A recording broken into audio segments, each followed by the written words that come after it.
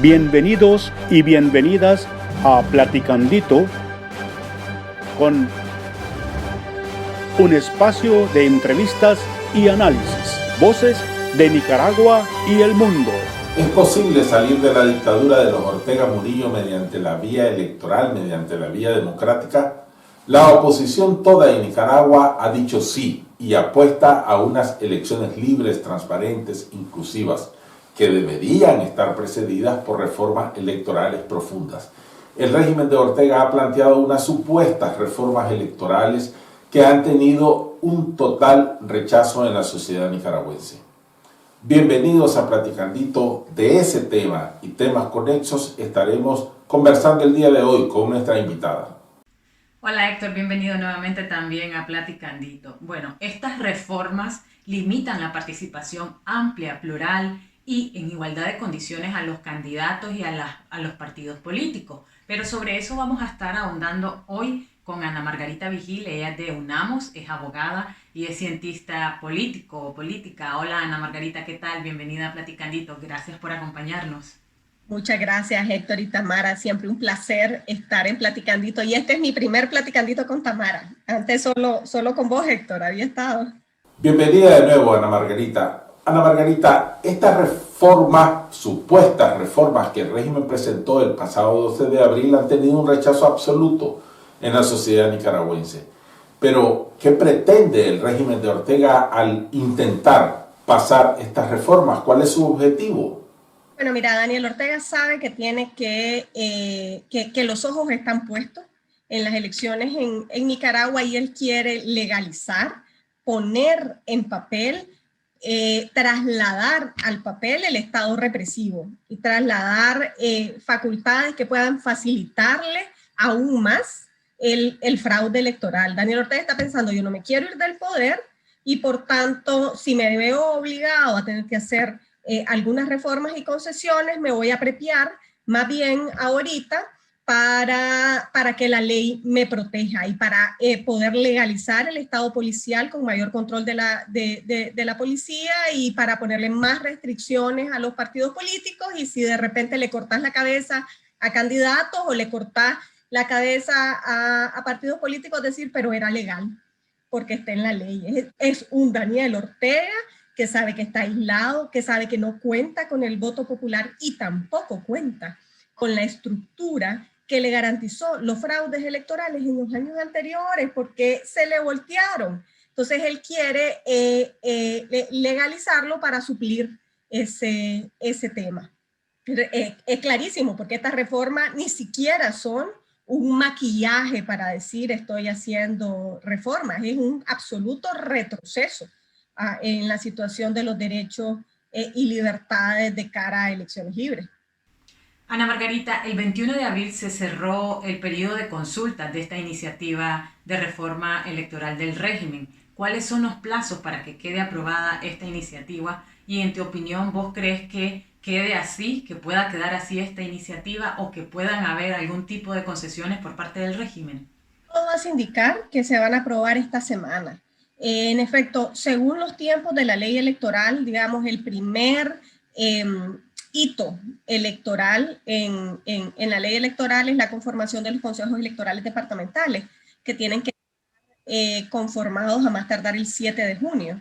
Entonces, si antes del 7 de junio los partidos que participan normalmente tendrían 15 días para presentar sus ternas, esto significa que Daniel Ortega, por lo menos para hacer valer la reforma vinculada a que ya quienes lo presentan son las alianzas que van a participar y no necesariamente los partidos constituidos, tendría que tener legalizada esta reforma en la primera semana o segunda semana de mayo y en ese momento inmediatamente convocar elecciones que no se ha convocado y presentar el calendario electoral. Yo pronostico que Daniel Ortega las va a pasar así como están, pues es decir, no veo, y si hay alguna reforma va a ser una reforma menor. Y precisamente por eso es que ha sido fundamental el rechazo nacional a estas reformas, y precisamente por eso ha sido fundamental que la comunidad internacional ya esté dando nuevamente señales en este periodo de más sanciones para Daniel Ortega, porque aquí solamente con más sanciones y más presión al régimen es que vamos a poder lograr revertir estas reformas y tener un espacio para elecciones. Aunque estén en contra de lo planteado por la Asamblea General de la Organización de Estados Americanos y de lo que ha demandado el Parlamento Europeo. Sí, yo creo que es importantísimo. La OEA no se ha pronunciado hasta el momento. Yo estimo que si no se ha pronunciado hasta el momento es porque está haciendo presiones internas y privadas, y esperemos que eso dé frutos, y si no, va a tener que haber una reacción pública contundente de la OEA, porque esto echa al traste todas las recomendaciones y todas los elementos que la OEA permanentemente ha dicho y que dijo con claridad en su último encuentro sobre los cambios que se deberían de hacer en Nicaragua en materia electoral. También el Consejo de Derechos Humanos, no solo la OEA, ¿verdad? Quienes votan en el Consejo de Derechos Humanos y demandan reformas que puedan garantizar elecciones libres son países que en otros momentos han apoyado a Daniel Ortega. Entonces lo que te demuestra es un aislamiento aún mayor. Entonces la reacción de estos países y la reacción de la OEA tiene que ser proporcional a esto. Ante el muy probable caso que estas reformas queden como Ortega las presentó en la Asamblea Nacional, ¿se estaría poniendo la tapa al pomo? ¿No habría ya ningún mayor chance, ninguna oportunidad? Siempre hay ventanas de oportunidad de aquí a noviembre, para comenzar. Y el reto es que los nicaragüenses, las nicaragüenses y la comunidad internacional podamos juntos y juntas seguir luchando para que se abran esas oportunidades. Daniel Ortega lo que quiere es desmoralizarnos. Yo no sé si lo dijimos en un platicandito anterior, Héctor, sobre las leyes represivas. ¿Por qué Daniel Ortega saca una ley diciendo que todos los que demandamos sanciones? Yo demando sanciones, y aquí lo vuelvo a decir, demando sanciones para Daniel Ortega y para los criminales. Entonces, si Daniel Ortega legaliza una ley que dice que todos los que demandamos sanciones ya no podemos ser candidatos, significa que nosotros nos tenemos que ir a nuestras casas porque ya se le puso la tapa al pomo. Así es la frase, Héctor. No puede ser, porque eso es lo que quiere Daniel Ortega. Daniel Ortega sabe que lo único que tiene ahorita en su control son las fuerzas represivas, la policía, el ejército, los grupos paramilitares, pero que su estructura, incluso la estructura de su partido que le garantizaba el fraude en otros momentos ya no existe. Entonces para él lo más fácil es que nosotros digamos no se puede hacer nada y nos vamos a nuestras casas ya. Y precisamente porque eso es lo que quiere Daniel Ortega, tenemos que hacer todo lo contrario. Es seguir luchando, es decir, seguir organizándonos. Nos estamos organizando para la defensa de ese voto, nos estamos organizando con candidatos y candidatas a la presidencia de la República que tienen que escoger un mecanismo democrático para elegir una candidatura única. Nos estamos organizando porque demandamos elecciones y vamos a seguir demandándolas, y esa es la presión que hay que poner en Daniel Ortega. En este contexto, Ana, ¿por qué presentar candidatos magistrados al Consejo Supremo Electoral? La Coalición Nacional presentó más candidatos a través del PRD. ¿Cuáles fueron los criterios para seleccionar a estos candidatos? Gente que cumpliera con los estándares de la ley, de idoneidad, de capacidad y también de coherencia, que le garantice a la población nicaragüense que va a estar en ese puesto defendiendo el voto de las y los nicaragüenses. Y puede ser que no pase ninguno, Tamara, o puede ser que agarren a uno de esos, el que parezca más suave. El punto es que era importantísimo de cara a la presión en Nicaragua y de cara a la comunidad internacional que quede claro que aquí hay personas idóneas para esos cargos y que eventualmente hay que hacer esos cambios, y que si no es ahorita el momento, porque no lo va a aceptar o porque solo acepta uno o dos, ahí están esas candidaturas para cuando sea posible, y que no quede la excusa de bueno, pero lo abrimos, pero hoy día nadie presentó, o estos son los únicos que presentaron. Quiero decirte que el reto de las personas que lleguen ahí, aunque no hayan sido de la lista presentada por la coalición, decir, hay otros candidatos y candidatas presentados por otra bancada. El gran reto es que le demuestren a la población que van a estar ahí para defender el voto de los nicaragüenses y para denunciar las arbitrariedades. Eso es lo que queremos ver. Amén de las reformas electorales democráticas que la oposición ha demandado, también se ha hablado de las condiciones habilitantes, condiciones fundamentales para crear un clima que permita una participación en libertad de la oposición. Hablemos un poco de esas condiciones, Ana Margarita. Nosotros necesitamos seguir demandando condiciones habilitantes. Eso es que no te quiebren la cabeza ni te asesinen por hacer campaña o por tratar de defender el voto, porque pasa, porque el riesgo es enorme, porque vivimos en un estado policial, y las reformas mínimas que garanticen que el voto se cuente. ¿Es este el momento para decidir si hay que ir o no? O no.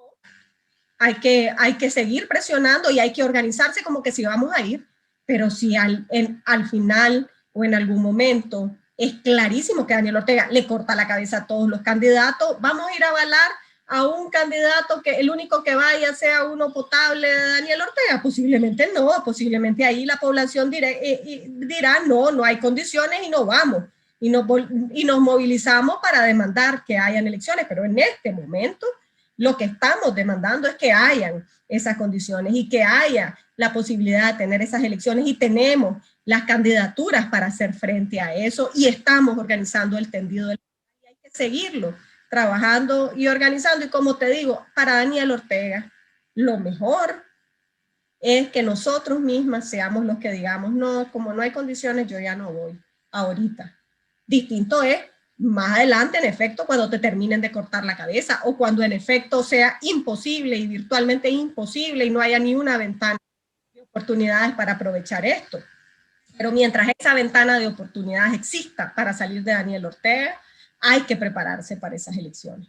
¿Qué percibe, Ana, la población sobre estos comicios electorales? ¿Vos crees que se movilizará para ir a depositar su voto en noviembre de 2021? Todas las encuestas lo dicen, y yo, bueno, mi encuesta en la calle, con la gente que hablo, también, si yo siento un fenómeno que seguramente Héctor, que es el mayorcito, no lo debe decir a vos y a mí, pero muy parecido a lo que seguramente se sintió en el 90, que es esta sensación de que si hay que salir de este hombre ya, porque si no nos termina de matar a todos, entonces tenemos que salir de él, y el voto es la forma de hacerlo, incluso dentro de las filas del Frente Sandinista. Es decir, el fenómeno del 90 es que unidades enteras donde estaban acuartelados miembros del ejército, no hubo un solo voto para el FSLN. Imagínense, es decir, ese es el fenómeno del 90. Yo siento que hay una sensación de decir, nosotros decidimos que la salida de Daniel Ortega fuese una salida por la vía pacífica, hay que presionar y esta es una oportunidad para hacerlo. ¿Cuál es el reto y qué sí lo que nos demanda la gente en la calle? Unidad. Lo que te dice todo el mundo es, si ustedes quieren repetir el 90, no el 2006, porque igual en el 2006, si vos juntas todos los votos, se le gana a Daniel Ortega y no estaríamos en estas, ¿verdad? La gente lo que te dice es, si vos querés repetir el 90 y no el 2006, tienen que trabajar en unidad. Y con las reformas a la ley electoral, el tiempo para garantizar esa alianza electoral se acorta. Porque como te decía, con la reforma a la ley electoral, la presentación de alianzas electorales tiene que ser previa a los 15 días para nominar ternas para los consejos electorales departamentales, que ya tienen que estar constituidos y juramentados para el 7 de junio. Eso te pone a vos posiblemente a mediados de mayo, como fecha tope. El orteguismo nunca ha sido mayoría, menos ahora después del 2018.